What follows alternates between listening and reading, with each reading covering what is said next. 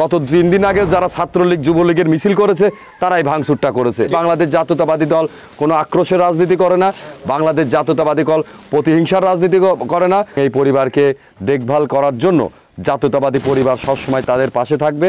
আপনারা জানেন ছাত্র জনতার এই গণ অভ্যুত্থানের মাধ্যমে এই ফ্যাসিস্ট সরকার পতন হয়েছে, কিন্তু ফ্যাসিস্ট সরকার পতন হয়ে যে আমরা দ্বিতীয় স্বাধীনতা পেয়েছি, প্রথমে আমি তাদেরকে স্মরণ করতে যাই যে ছাত্র জনতা এই আন্দোলনের মাধ্যমে একটু থামেন সবাই, যারা শহীদ হয়েছেন তাদের আত্মার মাগফিরাত কামনা করি এবং যারা আহত হয়েছেন তাদের সুস্থতা কামনা করি।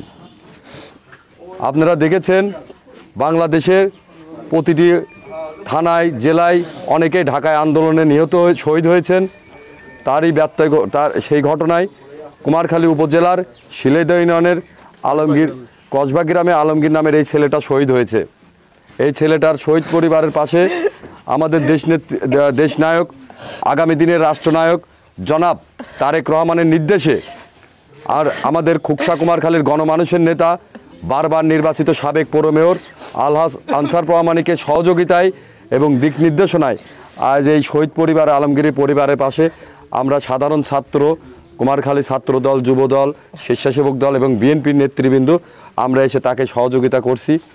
এবং আমাদের প্রিয় নেতা আলহাজ নুরুল ইসলাম আনসার প্রামাণিক আমাদেরকে আশ্বস্ত করেছেন এই সহযোগিতা শুধু এখন না, ওদের পরিবারের পাশে আলহাজ নুরুল ইসলাম আনসার প্রামাণিক প্রতিটা মাসেই তার সহযোগিতার হাত বাড়িয়ে দেবে এবং এই পরিবারকে দেখভাল করার জন্য জাতীয়তাবাদী পরিবার সবসময় তাদের পাশে থাকবে এই বলে আমাদের আশ্বস্ত করেছে। ইতিমধ্যে দেখেছেন যে কিছু বিশৃঙ্খলা ঘটনা ঘটেছে।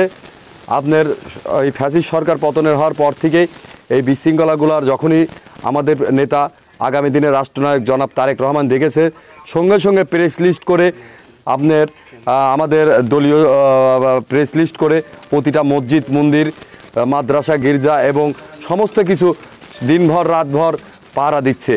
এবং তিনি একটি কথাই বলে দিয়েছেন, বাংলাদেশে কোনো সংখ্যালঘু নেই, হিন্দু, বৌদ্ধ, খ্রিস্টান, মুসলমান সবাই আমরা বাংলাদেশি।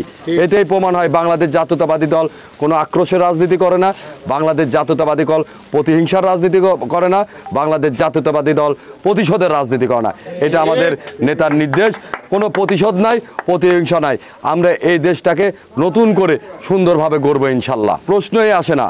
কুমারখালীতে যে ভাঙচুরের ঘটনা ঘটেছে সেটা দলে কিছু অনুপ্রবেশকারী যারা ওই দিন আপনারা দেখেছেন গত 3 দিন আগে যারা ছাত্রলীগ যুবলীগের মিছিল করেছে তারাই ভাঙচুরটা করেছে। বিএনপি জামাত কোনো রকমই কোনো ভাঙচুরের সাথে লুটপাটের সাথে জড়িত ছিল না, থাকবেও না ভবিষ্যতে ইনশাল্লাহ আমি বিশ্বাস করি।